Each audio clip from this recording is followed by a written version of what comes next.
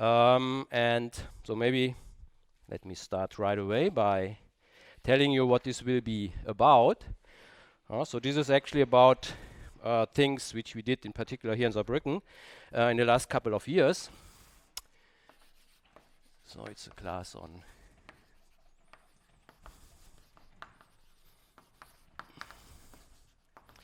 non-commutative distributions.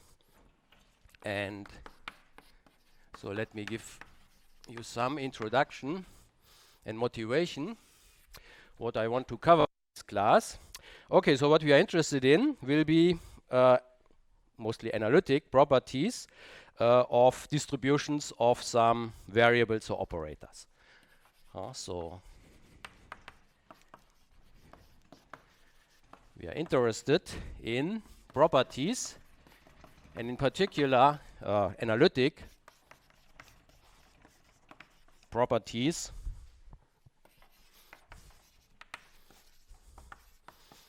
of these distributions, and I denote this by mu, and then it's distributions of some objects x1 up to xn, which are operators or random matrices. Okay, so those guys are maybe very often they are operators on Hilbert spaces, operators x1 up to xn. And I mean, it's important that it's not just one of them, but usually it will be a tuple. So those are operators, let's say on Hilbert spaces. So usually bounded operators, but at some point we will also deal with unbounded operators. And typically, I mean, they have a nice, very nice analytic structure. So actually they are coming from operator algebras, for example, von Neumann algebras. So typically they are coming from nice operator algebras, so which means in our context usually they are finite von Neumann algebras or C-star algebras, but this we will see in concrete situations. So I mean, because I mean what we are interested in very often is to describe operator algebras by their generators, and we want to understand the generators, but we want to understand them from a kind of probabilistic point of view by looking on their distributions. Okay, so one setting in which we're interested is operators on Hilbert spaces and the algebras they generate. But the other world in which we're also interested is random matrices. And so in a sense, the operators which we consider are very often limits of random matrices. So often those operators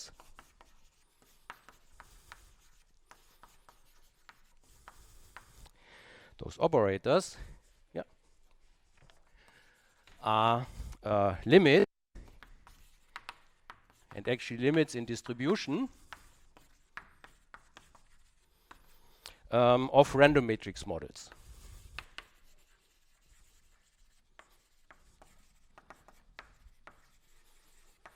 So what we want to understand are limits of random matrices. Limits means the size of the matrices goes to infinity. And this is also a big topic in modern mathematics, and we want to deal with the limit. And the point is actually that limits of random matrix models very often can be described by operators on Hilbert spaces, by operators in von Neumann algebras. And free probability theory somehow makes this link between those two things. Okay, so we are abstractly, we want to understand distributions of random variables, but the things which we really want to understand are operators on Hilbert spaces, operator algebras on one side, and limits of random matrices. So it's really connecting two very different worlds. And of course, I mean, what we have are distributions, but it's important that they are non-commutative, and this means the operators which I have here typically don't commute. This makes a difference to maybe classical probability theory, classical distributions, where I have commuting random variables, but here I have operators which don't commute. And this makes the whole thing non-commutative, and it makes it also different from classical theories. So typically, our operators don't commute, and this makes our distributions non-commutative. Of course, I have not really said what a distribution really is. I will say more about this. But I mean, the fact that our operators don't commute, that's the non-commutative issue. So which makes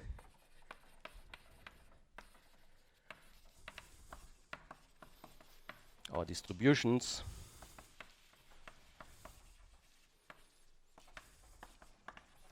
non-commutative. Good. Okay, but so what do I mean with distribution in this setting? So maybe we should have a look on the classical situation, which mainly comes from, let's say, probability theory, where you have distributions of random variables. So let me look on the classical case to get some idea what we mean with distribution, and then let's see what can we save in the non-commutative situation from this. So let us consider first the classical case, which we would now address as commutative distributions of commutative distributions. So then my variables are given by, let's say, random variables. And random variables, I mean, they are functions on underlying probability space. So random variables.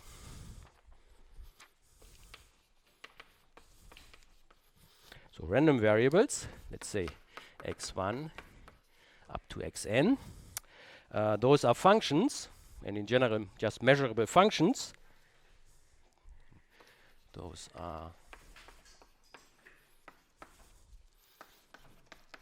measurable functions, so xi, which are defined on some underlying space, omega, and let's say they go to R. So say real random variables, so our operators are self-adjoint. Okay, so random variables are just measurable functions on some underlying probability space, and let's say we have n of them. So I is running from 1 up to n. And this omega, of course, this is now a probability space. So this is a space equipped with a sigma algebra and with a probability measure.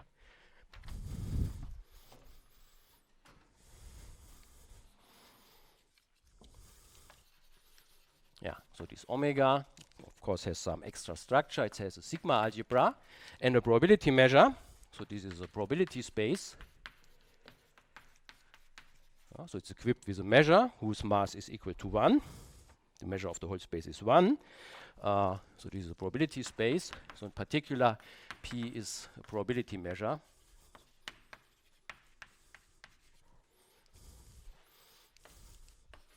On omega. Okay, and then in such a situation, one can talk about the distribution of the random variables. So my random variables are x1 up to xn. Those are n measurable functions defined on my probability space. And of course, this is a commutative situation because they are functions, so they commute. I mean, they are functions going to R. So if I multiply them, of course, they commute. x1 times x2 is the same as x2 times x1. Okay, so this is a commutative situation. And the distribution in such a setting, I mean, this is nothing else than a push forward of the measure on omega to this tuple here. So, and in such a situation, the distribution mu x1 up to xn is a probability measure. In a sense, it's the shadow of P applied to this tuple x1 up to xn. So this is a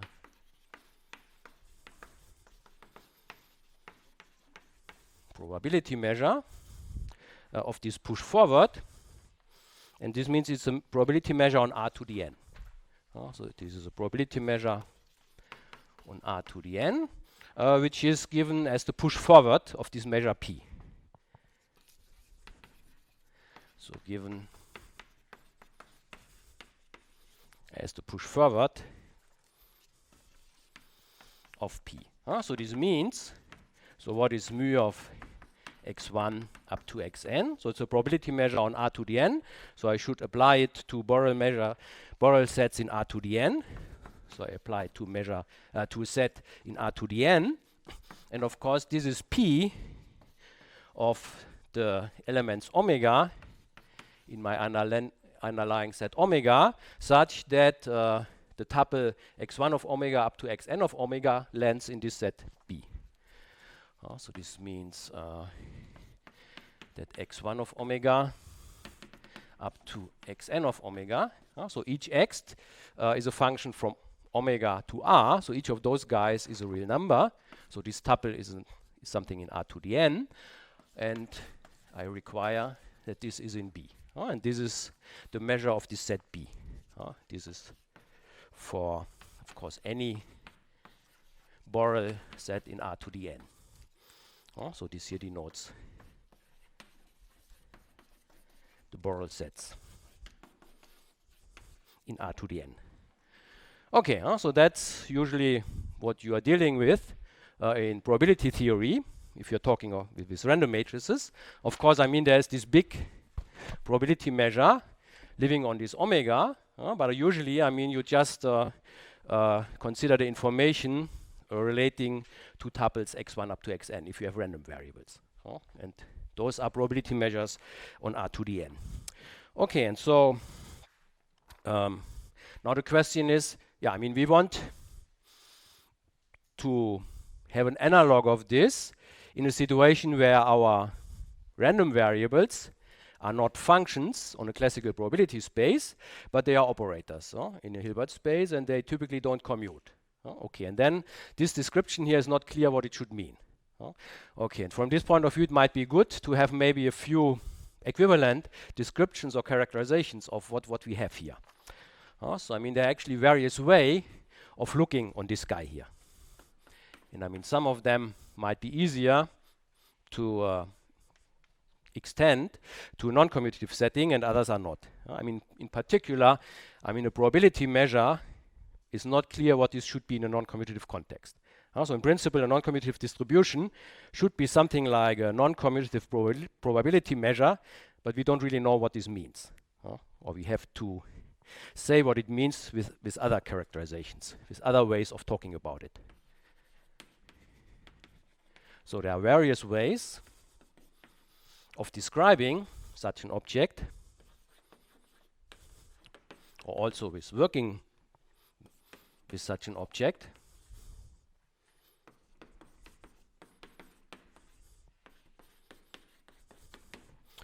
Okay, so namely, so what I have here, so this mu x1 up to xn.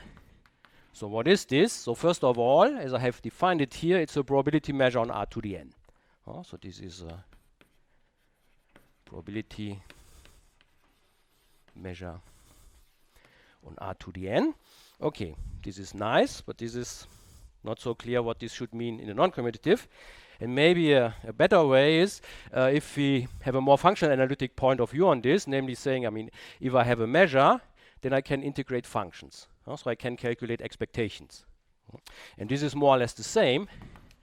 So namely, this probability measure can also be identified with a positive linear map on continuous functions in R to the n.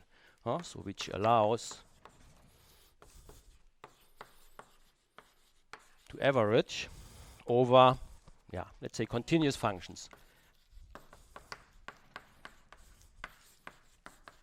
over continuous functions of my random variable x1 up to xn.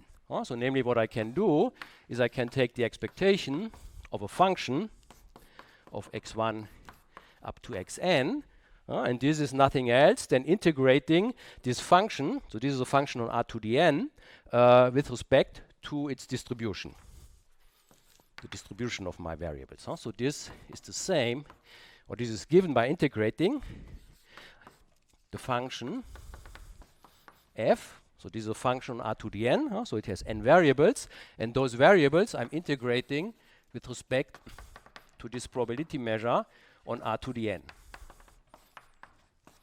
the mu of x1 up to xn. And of course, I mean, this is the push forward of the measure p. So of course, I can also write this by integrating in the original space omega, taking this function of my variables, of my my random variables x1 up to xn applied to the point omega, and then integrating with respect to p. I mean, this here is nothing else than a definition of being the push forward of this measure. Okay, so and this here is for functions f on r to the n, which, let's say, take on complex values. Okay, and I mean that being able to integrate continuous functions is the same as having a measure. I mean, this is the Riesz representation theorem, which tells me that a positive linear functional on continuous functions is given by a measure. This is the same. Okay, but this here has a more functional analytic flavor, and maybe this also has the chance of being able to be extended to a non-commutative situation. Good. Okay, but maybe there are a few more ways to deal with this. So I mean, so in this context, so we can say, I mean, in principle, a distribution allows me to average functions of my variables. Okay, and here I'm saying I can average continuous functions. And a measure, of course, essentially the information about a measure is given by averaging over characteristic functions, because the probability of a set is the expectation of the characteristic function of this set. Okay, so and of course, I mean, proving Riesz representation theorem is going over from continuous functions to characteristic functions. Okay, but in principle, it means if I have a measure, then I should be able to average over sufficiently many functions. Okay, and if I have a big class of functions, then averaging over those contains usually the information about my measure. So for example, I could also take here maybe special classes of functions which also describe the measure. And this means I can also associate some nice, usually analytic objects to measure and describe them by this. And I mean, the usual analytic object, which one considers in classical probability theory, is the Fourier transform. And the Fourier transform means I have here special f over which I average, depending on some parameters. So it gives me a function. So instead of saying I know how to average over continuous functions, or I know how to average over all characteristic functions, I know actually how to average over a special class of functions, and this contains enough information. And actually this is a nice class with which I can work very effectively.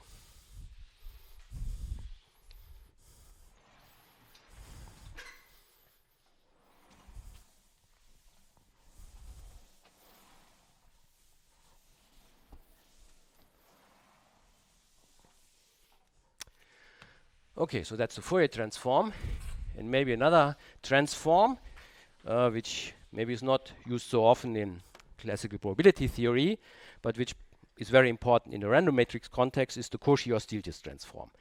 So let me just say what this is. Okay, so I can describe our distribution, our probability measure on R to the n, also by making a nice choice of a nice class for f which I consider, and then it is uniquely determined by the knowledge of all these averages, and this is given by the Fourier transform. So by its Fourier transform. Let me denote this by f mu as a Fourier transform.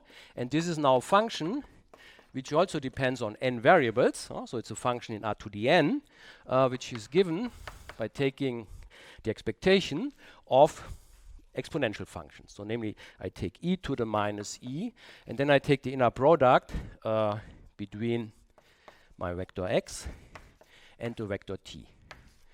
So this is the inner product in R to the n. So I mean, of course, this means x1 times t1 plus xn times tn. Okay, so the t's are fixed. So for each t1 up to tn, I'm averaging this over the x's. So this gives me a real number. And so this is now a function from the t's. And this is the Fourier transform or characteristic function. And this is one of the main tools which one uses in probability theory for using for proving a lot of properties. And I mean, in particular, it's really, you can encode the information about a probability measure into a function.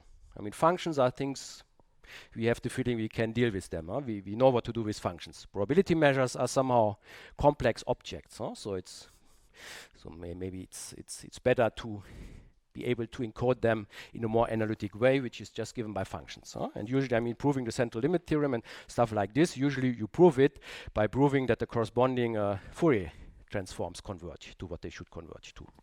And you can go back and forth. So if you know that the Fourier transform converge, this also corresponds to the fact that your probability measures also converge in the corresponding weak sense. Okay, so I mean, we can encode the information about a distribution also in analytic objects, analytic functions, like for example the Fourier transform, or maybe one can also take other nice analytic functions.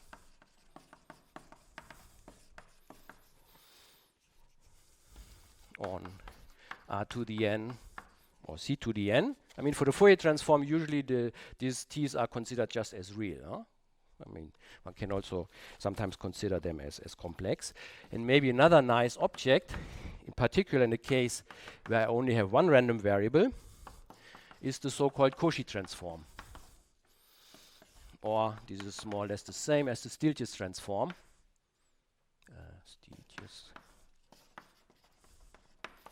Where one is taking an average over the resolvent of my object. And there I consider a function, so I'm now in n equal to 1, so I only have one argument, but usually here it is a complex argument, and I take the expectation of the resolvent of my function, which means I take z minus x, the inverse of this, and then average over this.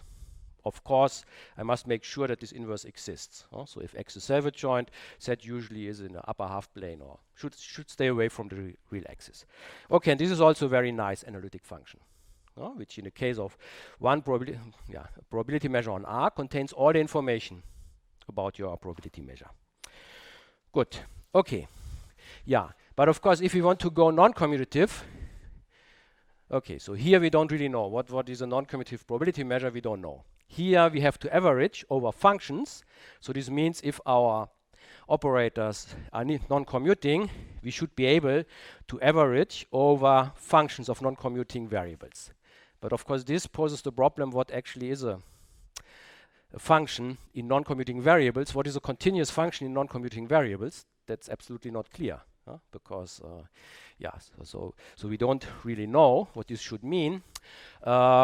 And also here in those classes, I mean, the exponential one is maybe also not so clear in general. And maybe the class of functions which somehow is clear, how to extend it to the non-commutative, is if we are just taking polynomials. Okay. If we take polynomials in commuting variables, it is clear what is the analog in a non-commutative setting. It's just polynomials in non-commuting variables. Okay, so and this is somehow at least something where at least we can start. Okay, and in the commutative setting, this means I'm just averaging now over another class of functions, namely over polynomials, and because the expectation is linear, this means it's enough to know the expectation over monomials. And taking the expectation over monomials, that's just the moments of my probability measure. Okay, and maybe that's part number 4, which I want to mention here. And I mean, this is somehow actually not so nice an object in a classical setting, because I mean, in general, moments don't determine the probability measure in the unbounded case. I mean, if I take the Fourier transform for any probability measure, the Fourier transform determines precisely my probability measure. The moments do this in many cases, but not always. Okay, but I mean, we are dealing mostly with bounded operators, which means this corresponds to measures which have compact support, and then everything is determined by the moments. So for us, this is good enough. But from the classical perspective, maybe moments is usually considered maybe as not the best thing to do, because you can prove things with moments usually only in restricted situations, not in the most general case. Okay, but so for us this is good enough. So in many cases, for example, if we have compactly supported measures. Probability measures. It is also uniquely determined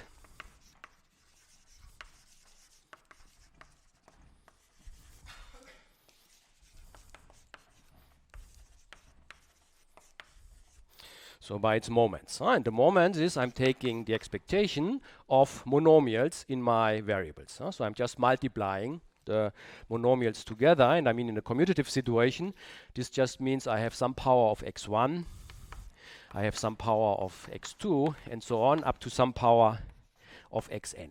Because the x's commute, any product I take in the x's, I can bring in such a form. Where of course the k's are natural numbers, but they can also be zeros. Zero.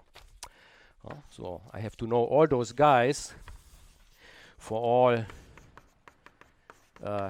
k1 up to kn in n0. Good. Okay, and so that's the situation in the classical case. So that's what we mean with a classical distribution of random variables. And our goal is somehow to have an object for non-commuting random variables. And of course, I mean, it's not just that we want to have this object, but we also want to understand it and understand its analytic properties. Good, but so okay, so let's see what can we do in a non-commutative case.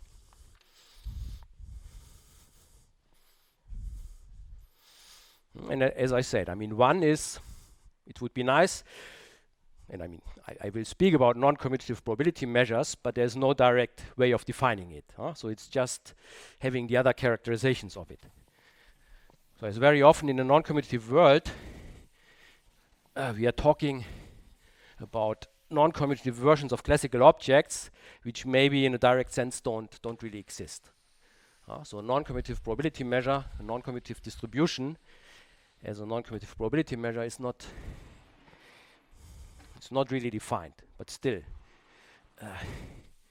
we think we have a theory for it, where we can look on various facets of this thing.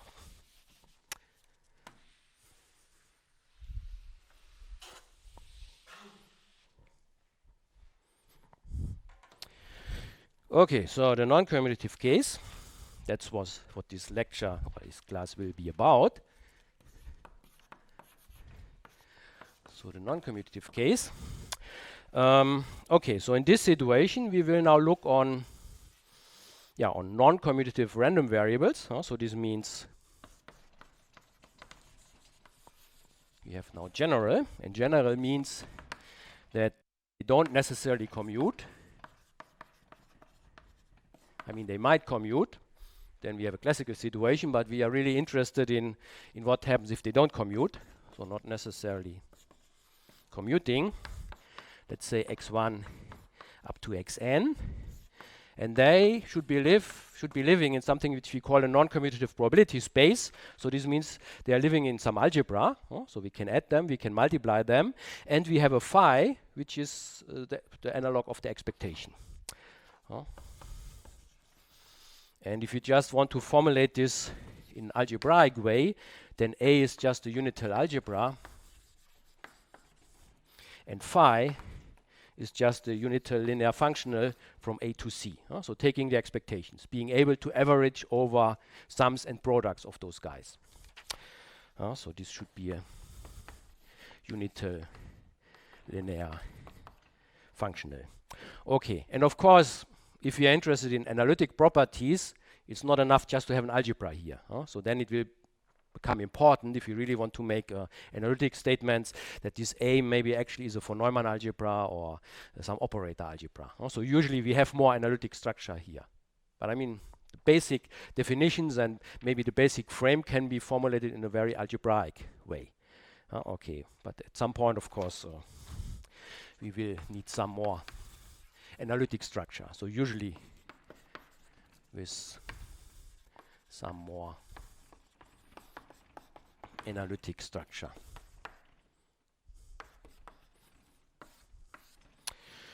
Good. Okay, now the question is, I mean, can we give sense to the distribution of those tuple of operators? Okay, so what do we mean with this? So that's our question. So can we sense to mu of x1 up to xn. So what do we mean with this thing in this setting? Okay, and as I said before, the only thing which really is somehow clear how to extend it to this setting is this characterization number 4, where we take moments, where I average over sums and products of my random variables. Because I mean that's what I can do here. I mean I have this phi. So this tells me that I know what I get if I average over sums and products. Okay, but this of course is not very analytical. I mean, also in a classical setting, if you know the moments of something, it's very hard to see what this really means. Do you have a nice probability distribution? Does it have a density? How can you calculate such things? And there you need a lot of analysis. And in the classical context, of course, we have a lot of analysis. And here we are trying to develop this kind of analysis. Okay, but at least we can take this here as a starting point. So at least we can make a definition for what we mean with a non-commutative distribution. Because we should have at least some definition from where we can start. And then hopefully we can develop more theory for describing this. Okay, so the only thing which makes sense is number 4. So our kind of working definition for what we mean with this object is, first of all, it's just a collection of all non-commutative moments. So this is the collection of all moments. And so this means I have to, again, by linearity, it's enough to look on monomials. So this means I just apply phi to any product of my x's, but because the x's don't commute, I can now not bring it in a form that I have a power of x1 times a power of x2 up to a power of xn. Of course, those are special moments, but there are many more in the non-commutative world. Okay, so this means I have to multiply my x's in all possible ways. So I have here x of I1, x I2, up to x ik for all possible choices of k, natural number, that's the length of my moment, and then all the i's here can take on all possible values between 1 and n. So k for the arbitrary natural number, and the i's, I1 up to ik, can here be anything between 1 and n.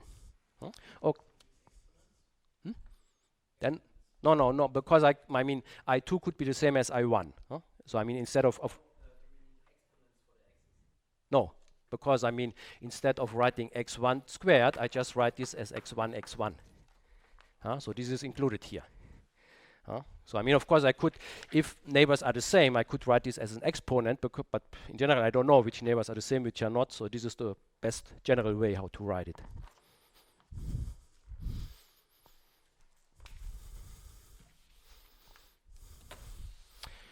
Okay, so those are the moments, non-commutative moments of our non-commutative random variables. X1 up to xn. Okay, and of course our goal is to get somehow better understanding of this guy, more analytic understanding. So our goal is an analytic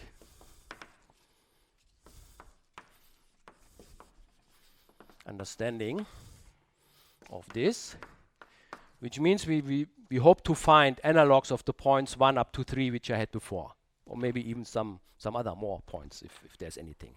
So of this, so this means we want to find non-commutative versions or replacements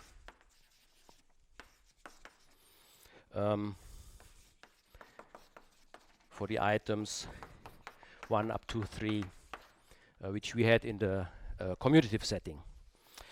Okay, and of course, I mean what do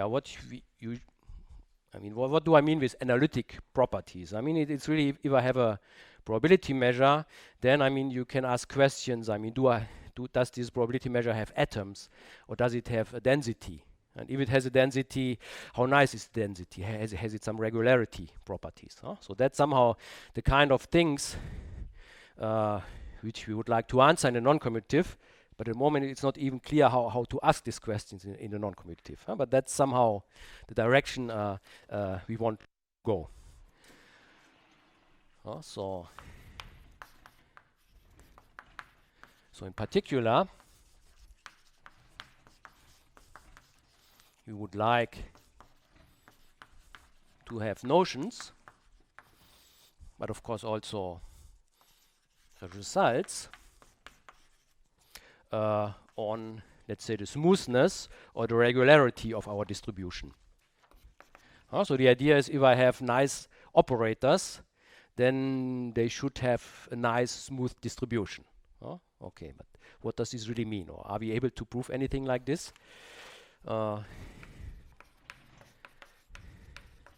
Smoothness or regularity of our non-commutative distributions. So you see, at the moment, we only non-commutative distributions is just a collection of moments. And for those, it's hard to say. What does it mean? I mean, moments are not smooth. There should be an analytic object corresponding to this, which is smooth. Okay, and so I mean, questions we are in particular interested in is whether our distribution have atoms. I mean, in a classical case, we can have discrete distributions where we have atoms. Okay, do we have something like this in a non-commutative, or can we say that we don't have atoms? If we don't have atoms, then maybe there exist densities with respect to some maybe nice distribution. And of course, in the classical context, I mean, we have Lebesgue measure, or as a probability measure, we have the Gaussian distribution. And so this is a very nice and smooth object. And so if other distributions have densities with respect to the Gauss distribution, of course, this is somehow nice. Okay, so we asked for existence of densities. Okay, but of course the problem is, the main problem is that we don't really know what a non-commutative probability measure is. So, and in a classical case, it's really the probability measure which allows you to talk about atoms and about densities and all those stuff. So we still don't know what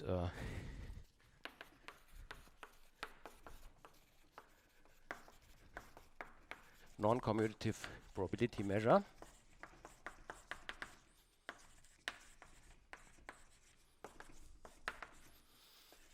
That's our main problem. So we try to shed some light what it could be.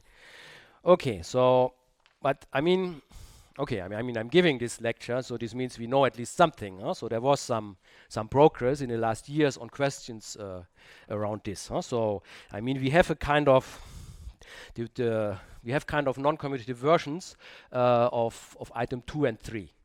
Okay, and so and in particular. Okay, but let's say, but some progress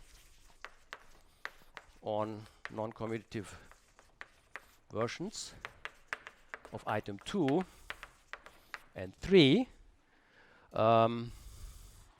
which means, yeah, we have some idea about averaging over functions of our non-commutative random variables.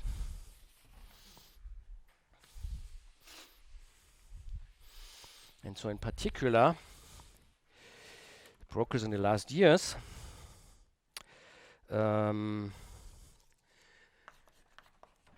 was particular, so we can say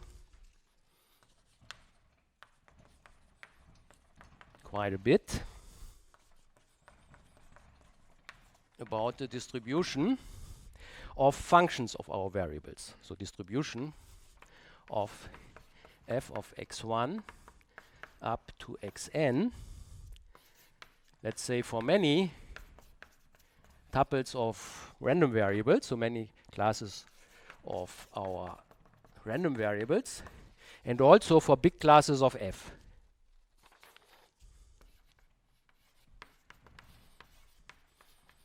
Big classes of F. Huh? Okay. So what I'm saying here, I mean, so being able to average means I can calculate expectations of functions in our random variables. Of course, I mean, for a probability measure, I should be able to understand measurable functions in non-commuting operators. I mean, that's nothing I can do. I mean, I don't think there's any chance or any idea what is a measurable function in non-commuting operators. Huh? Okay, then maybe having continuous functions in non-commuting operators, that's also not so clear. Huh?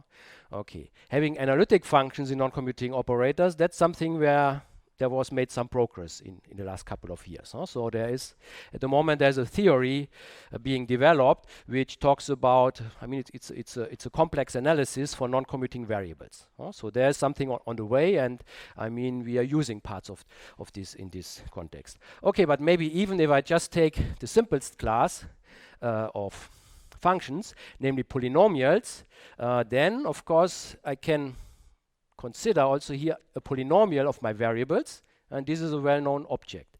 And if I take a polynomial, then I just have one variable, and for one variable, its distribution is a classical probability measure.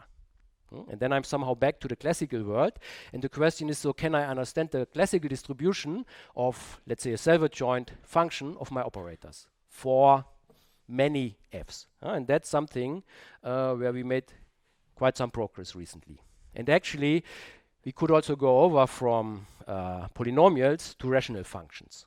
Okay, so all this will show up in the class. Okay, but this means that actually, if I'm really going to the random matrix world, that I'm able to make statements about the eigenvalue distribution of functions of random matrices. Because if my x's are random matrices, then I'm taking functions of several random matrices, and the distribution of this is given by the asymptotic eigenvalue distribution of such random matrices. And that's something which is a very interesting object and which we want to understand. That's really things which we want to understand. And there we have developed quite some tools for dealing with this. So, in particular,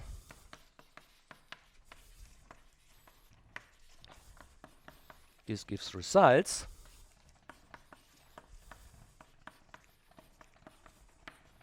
on the asymptotic eigenvalue distribution for polynomials, or maybe even for rational functions, but non-commutative rational functions. So this is quite different from the classical rational functions. Okay, so but let's stick here with polynomials. So for polynomials in independent random matrices, or equivalently in a more abstract language, I mean, this gives us the distribution of polynomials in free variables, free probability theory.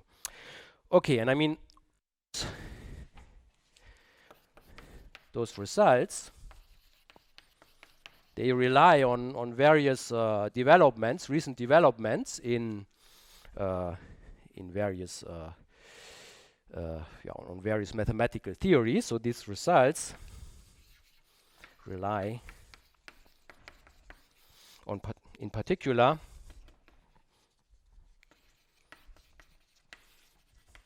on progress on the following subjects.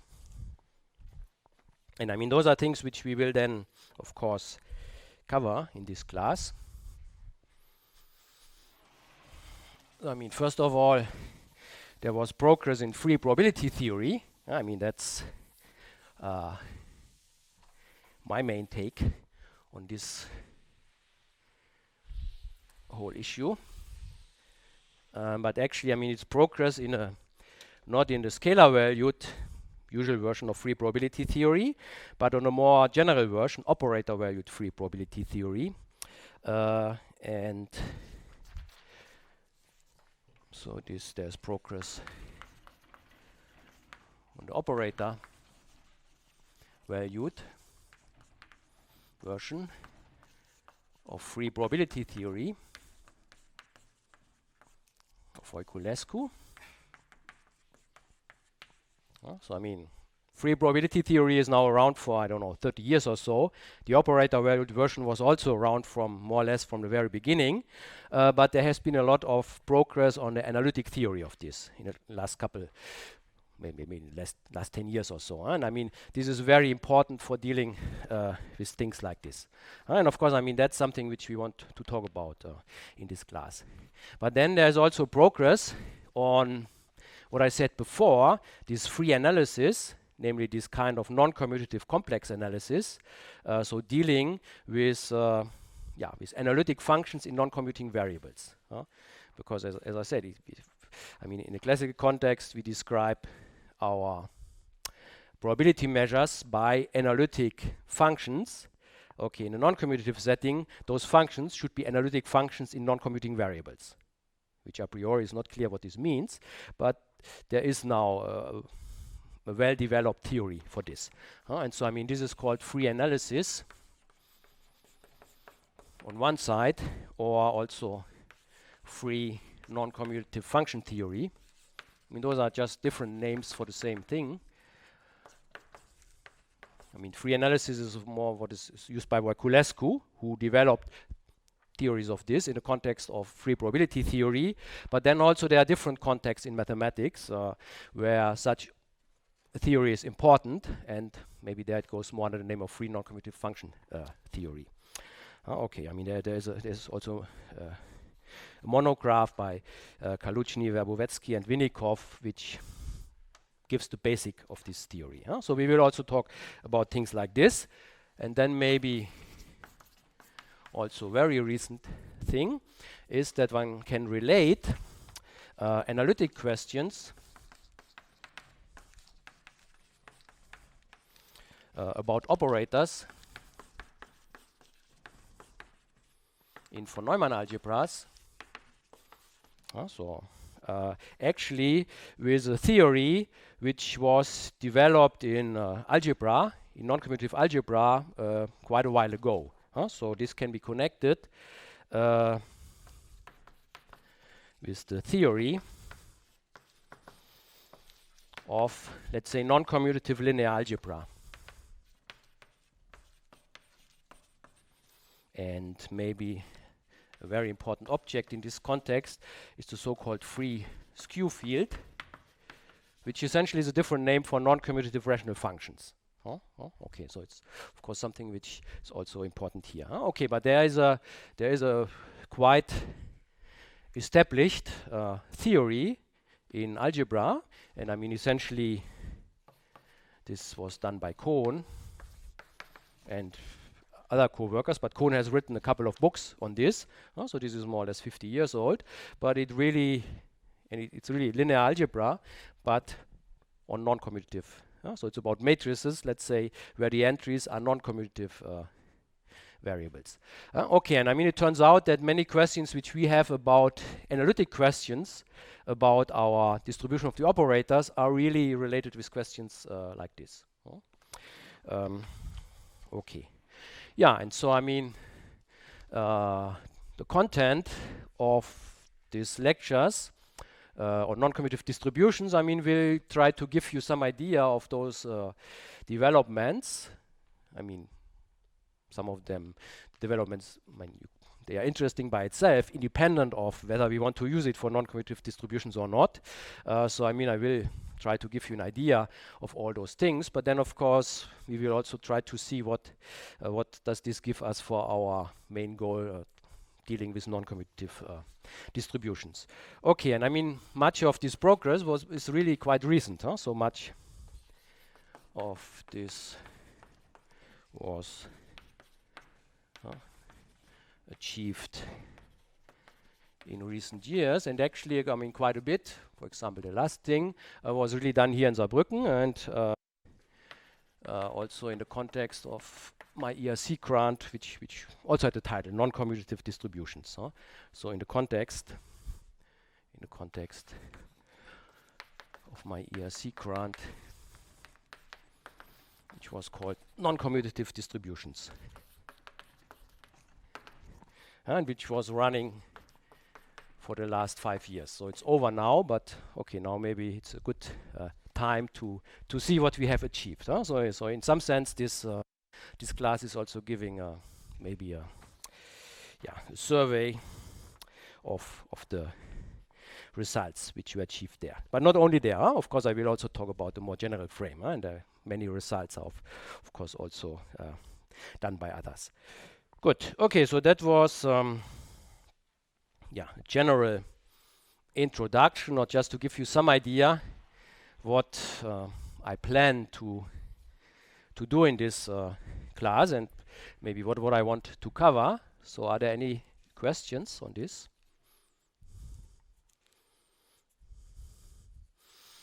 Okay, maybe then I would start getting a bit more concrete, maybe making things a bit more formal, but maybe also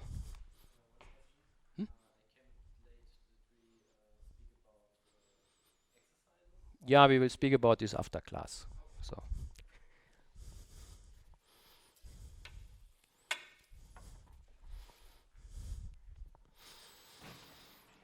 So there will be exercises,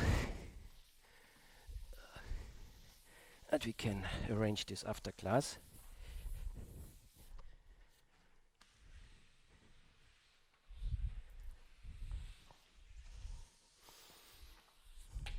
And I mean, the lectures, they are videotaped and they will be put online, so you can also watch them online. And actually, I even have a blog which goes with this lecture. So if you have questions or remarks or whatever in the context of this, you can also ask them on the blog.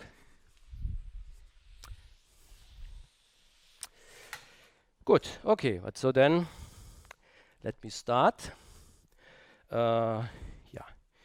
With more precise definitions. And I mean, of course, I start with basic definitions and maybe examples. So I just will recall again what do I mean with a probability space and things like this. But maybe the main point in this one will be really to give you maybe two important, maybe the most important example of non-commutative distributions. So what are really the distributions we are interested in? Good. So this is basic definitions and examples. Okay, and the first definition is the general setting of a non-commutative probability space. That's the setting we always work in. So recall again. So what do I mean with a non-commutative? I mean, usually I abbreviate this by NC. Okay, maybe. Okay, probability space. Probability space. So this is a pair A, phi. So this is now just the algebraic definition. So this consists of, I mean, A is just a unital algebra. I mean, unital means it has a 1. It's an algebra with 1. So this means I can add and multiply my elements from A. Of course, the elements from A is what I consider as my random variables. And I can add and multiply them. But then I can also take expectations of them. And this is provided by the phi. And the expectation, just on the algebraic level, is just a unital linear functional. So phi, let's say unital linear functional. So I mean functional, so this means it goes from A to C. So functionals usually are functions which go to C. So it's linear, and it should also be unital, and unital means that phi of the 1 in A should be the 1 in C. And this corresponds somehow to the setting that we really want to deal with probability measures. We are averaging with respect to a probability measure, not just with an arbitrary measure.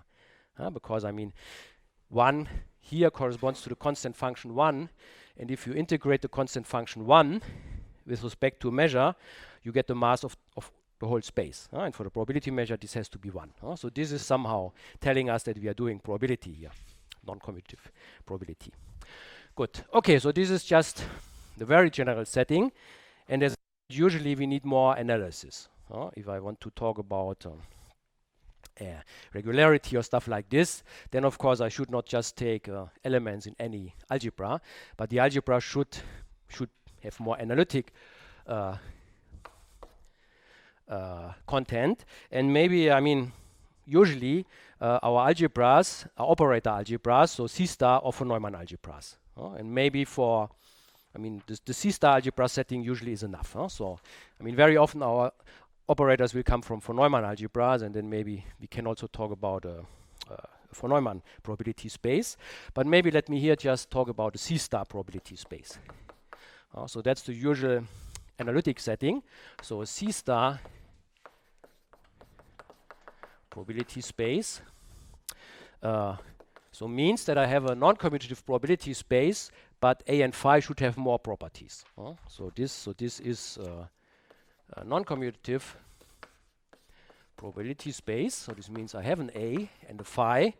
Okay, but now of course A is not just an arbitrary algebra, but actually it should be a C star algebra. So this, so where A is now a C star algebra, and of course I want a unital algebra, so it should be a unital C star algebra. Is unital C star algebra. And then of course the phi should not just be linear, because I mean for a linear functional I can't do analysis. I cannot control what happens if I take limits or whatever. So what I really want is what I have for integrals, the classical integrals, and they are positive. The positivity of the integral or positivity of linear functionals, that's really gives me a lot of additional properties, in particular continuity. Okay. And I'm, of course, in the classical context, if I'm integrating a positive function, then I get a positive number. Okay, and that's the same here. Require that my phi is actually a positive linear functional. And such a thing is usually called a state. So phi is a state on my C star algebra, and the state means that that phi of a positive element should be positive, and positive elements in the C star algebra are always of the form A star A. So any positive element in the C star algebra can be written in this form, and this should be greater than 0.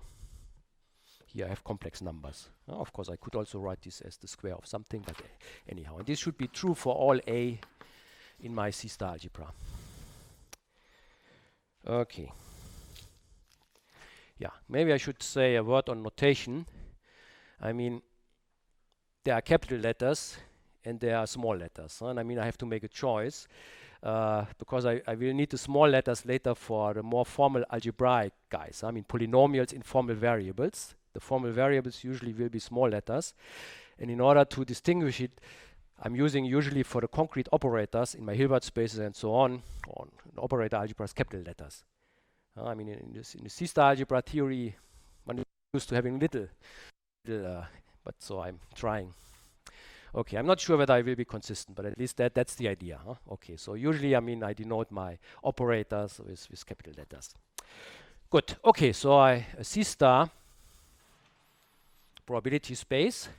So this is a more analytic version of a non-commutative probability space where the algebra itself is a C star algebra, but the linear function, of course, also has nice properties, namely positivities.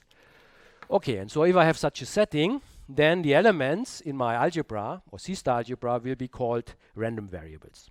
I mean, maybe non-commutative random variables, but usually I'm omitting just non-commutative. Non-commutative usually in our setting means they're typically non-commutative. So a non-commutative random variable can also be a commuting one. So it's It doesn't mean it has to be non-commutative.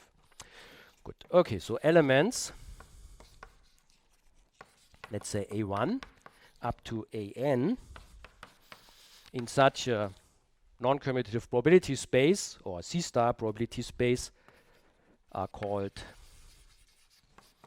non-commutative random variables.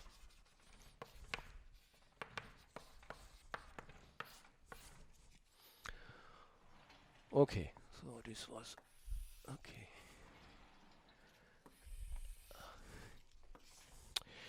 Yeah, good. And maybe I should make a remark. So I hope everybody of you has some idea of a C-star algebra, but maybe if you're not too familiar with it, maybe it's enough to know that essentially a C-star algebra means really that your operators can be realized as bounded operators on a Hilbert space.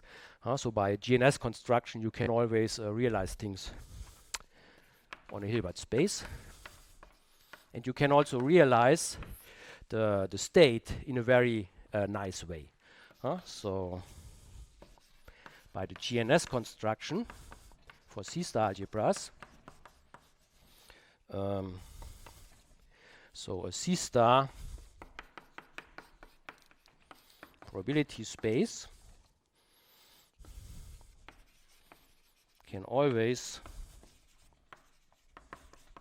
be written as or realized on a Hilbert space. So A is a subset of bounded operators of your Hilbert space, and of course it's a subset which is closed in the operator topology.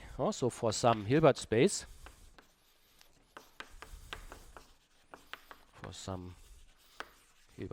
H, and also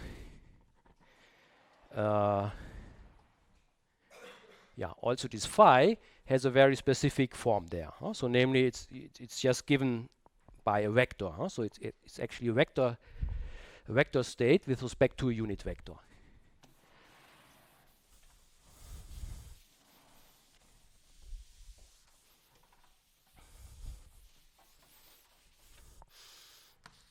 And I mean, for now, you don't really have to know much more about C-star algebras.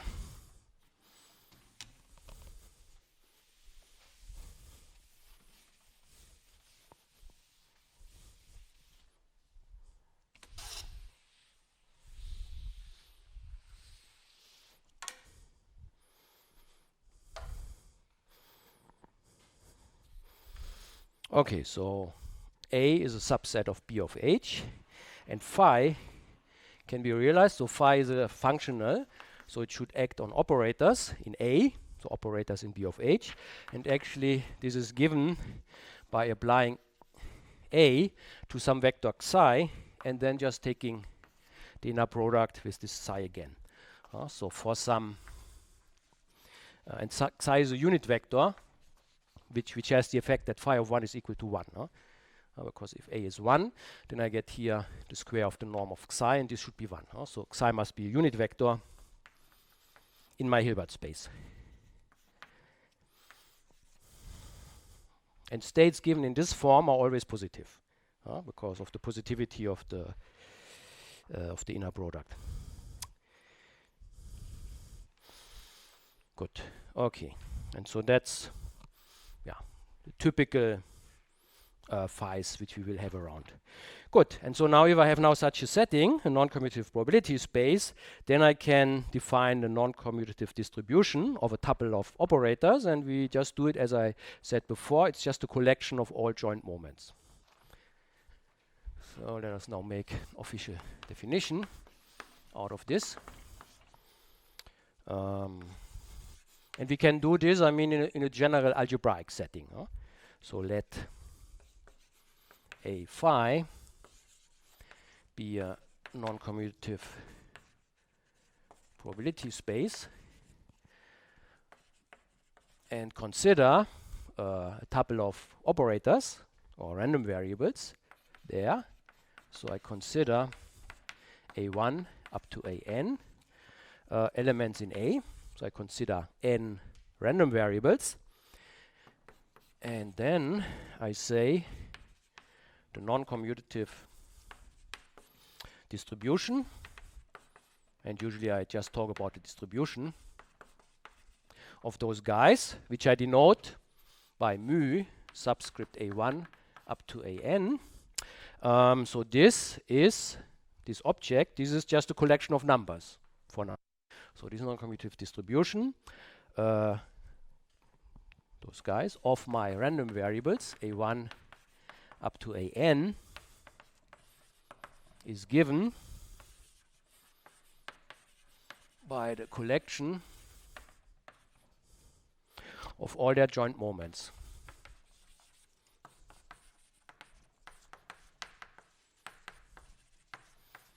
So this means I just apply phi to anything which I can build out of the A's.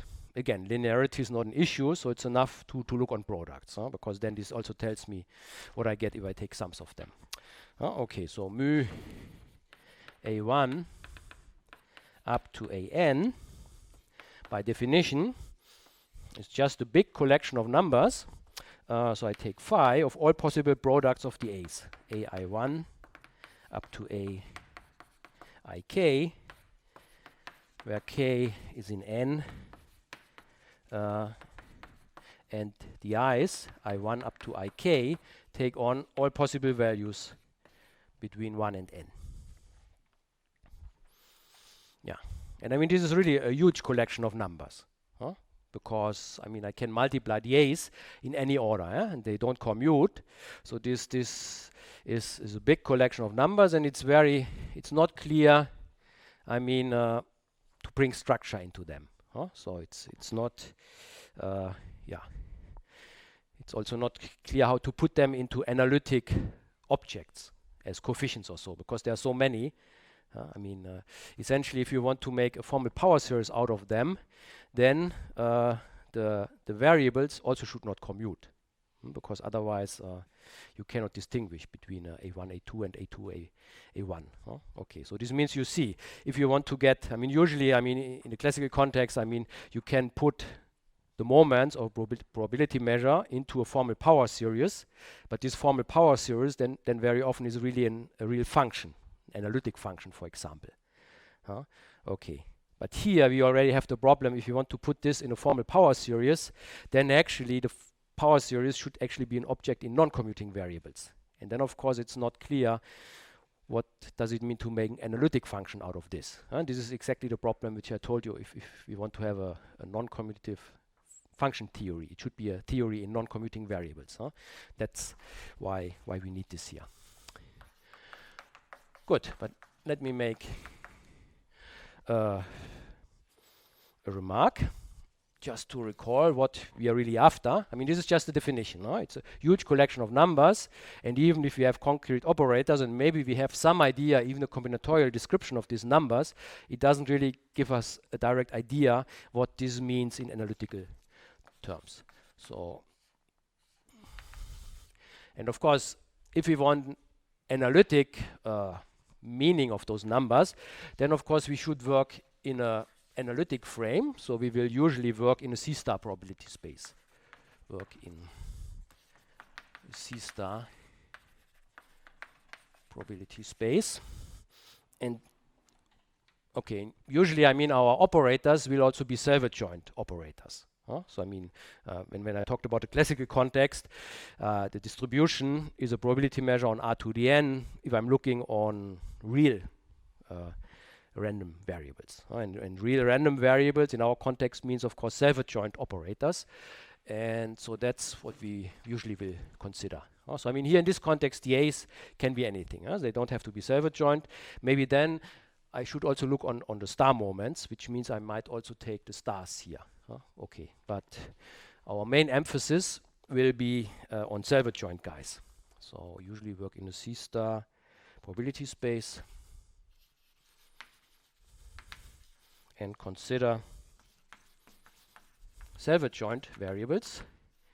Okay, and then again a convention which I'm not sure whether I will follow it consistent. Self-adjoint guys I will usually denote by x's or so. So A's are more general operators where maybe they are not self-adjoint, or I don't care whether they are self-adjoint or not. But x's usually should be self-adjoint guys. But okay, we will see whether we can follow this. We consider self-adjoint variables x1 up to xn. Okay, and our main goal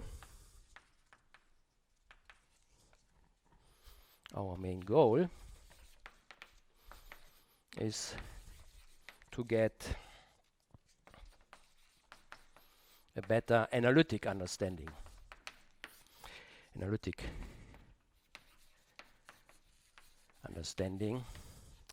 Of the distribution mu of x1 up to xn. Okay, and as I said before, if we are in a classical context, then actually we have a good analytical understanding, because then this guy here can be identified with a probability measure. Okay, and I mean a classical case means in particular if n is equal to 1. If I only have one self-adjoint operator, there is no issue with commuting or not, because I mean, of course, x commutes with itself. If there's no other operator, then it's commuting. Okay, and if n is bigger than 2, then of course classical situation means that the x's commute. And so maybe let me just recall this. In a classical situation, we have those nice analytic objects, as I already pointed out in the introduction. But maybe let us first look at n equal to 1. So this means I'm just looking on one self-adjoint random variable. So x is equal to x star. So this lives in some a. This a might be non-commutative, but I mean, if I'm just looking on one x, it doesn't care about the environment in which it lives. The environment can be non-commutative, but all information about this is really commutative information. So this is like being in a classical context, even if this classical context is realized on a Hilbert space. So I consider this, where a phi is a C star probability space, and in this case, the distribution of x, which according to our definition is just a collection of all its moments, this can be identified with a probability measure on R. So then Vx can be identified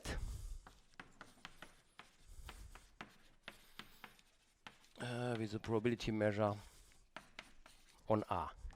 And this probability measure has compact support, because I mean my x is a bounded operator. Okay, and I mean, of course, this identification is that the moments of my operator are just the moments of this probability measure. So I mean, the moments of x are in this case just phi of x to the k.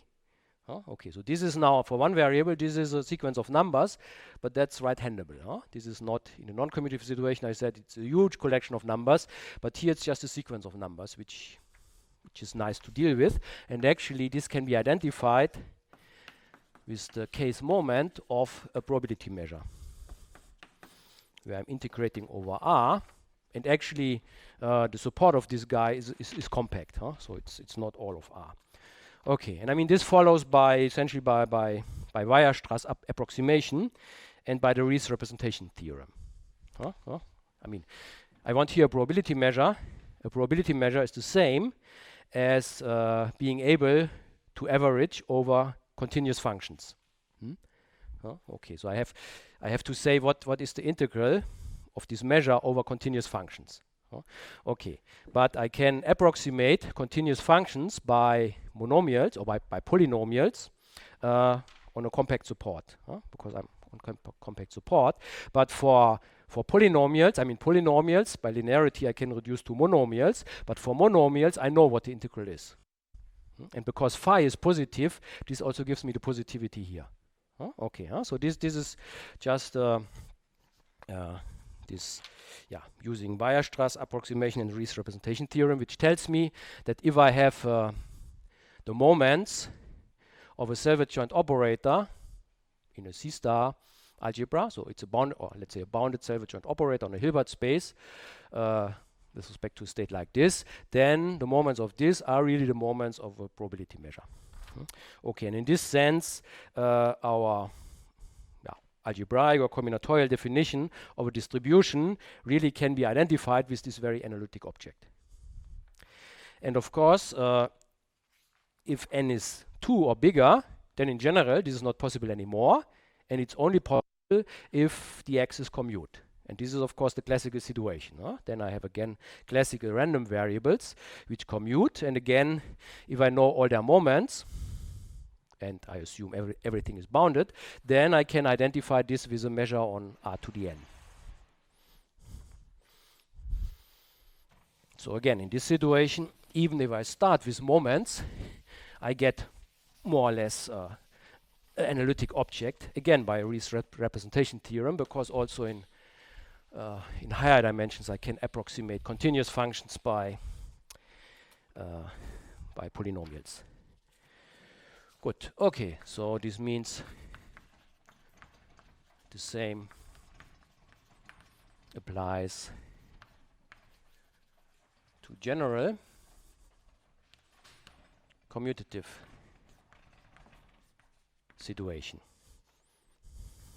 So namely, if I have a C star probability space A phi, and I have their self-adjoint but commuting operators, and self-adjoint commuting operators x1 up to xn, then again the distribution of those guys, which is given by the collection of all their moments, can be identified with the probability measure on R to the n, just by saying the moments of the operators are the same as the corresponding moment of my probability measure. So in this case, the distribution mu x1 up to xn can be identified. And again, the support is compactly supported, because I mean C star probability space means my operators are bounded. So I'm dealing here only with bounded random variables. Of course, in classical probability theory, very often your random variables are unbounded. But in a C star algebra setting, we don't care about them, because usually in our context things are bounded. Good. Okay, so we can again identify this with a compactly supported probability measure, and this times on R to the n.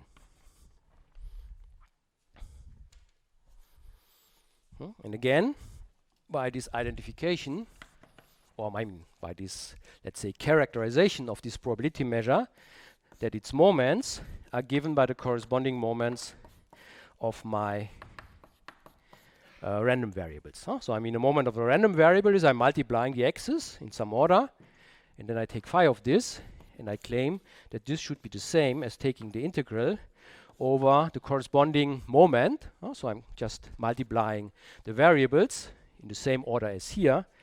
So ti1, tik, d mu, t1, comma tn.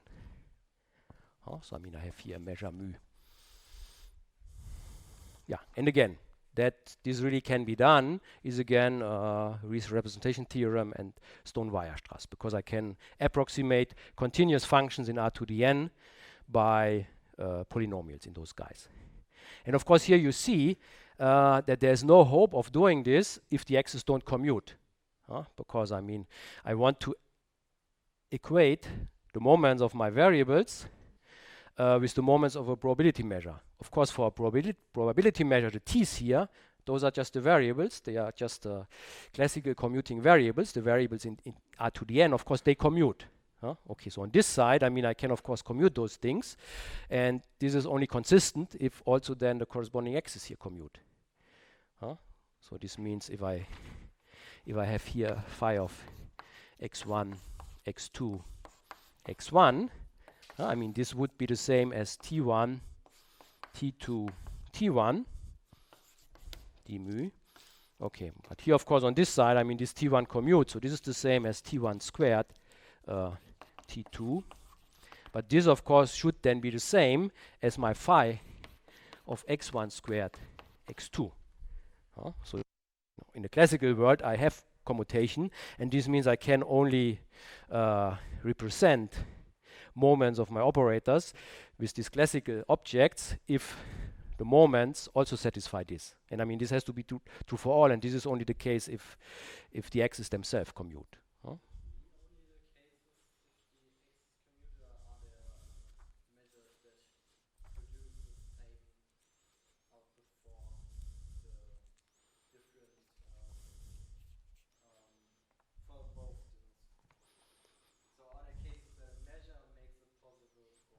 No, I mean for measure it always has to commute, and I mean everything has to commute, which means under phi things have to commute, and usually phi is faithful, which means if you see, so you need, of course, I mean if your phi, okay, it's not faithful, then I don't know, then things might be possible. Okay, so this means if you have commutation under the phi, then the variables themselves must commute. So there's no way of realizing a non-trivial, non-commuting situation for operators by a measure like this. Okay, so this means, yeah, we really have to invent something new for this. I mean, we would like to have an object like this, but then the t's should not commute. And of course, this is not in the classical context, but we want to make as good as possible, give a meaning to this. And yeah. Okay, so maybe, yeah, let me just recall a few remarks which I already made in the introduction. So in the classical context, a distribution is a probability measure by this. It can be identified, so it's a probability measure. So it's a very analytic object, and for this we can then ask these questions about: does it have atoms? Does it have a density? Has it regularity properties? And of course, we also have these analytic functions like the Fourier transform and the Cauchy transform. And so those are things which maybe we can make more precise in the non-commutative world. Okay, but so you should have in mind that in principle we would like to answer questions about atoms and density and things like this, but the main point of the whole thing is to give really meaning to those questions. So it's not just that we have a very precise question which we want to answer, but it's also that we have to find the right way of formulating our question, and of course in such a way that we also have possibilities for answering them. Okay, so maybe I will stop here, and then next time on Friday maybe I will give you the two main examples of non-commutative distributions. The examples which, I mean, those are examples which we understand quite well, but they are somehow the benchmark which gives us an idea what we want to understand in general, and what we want to compare general situations to. Okay, so I think that's enough for today.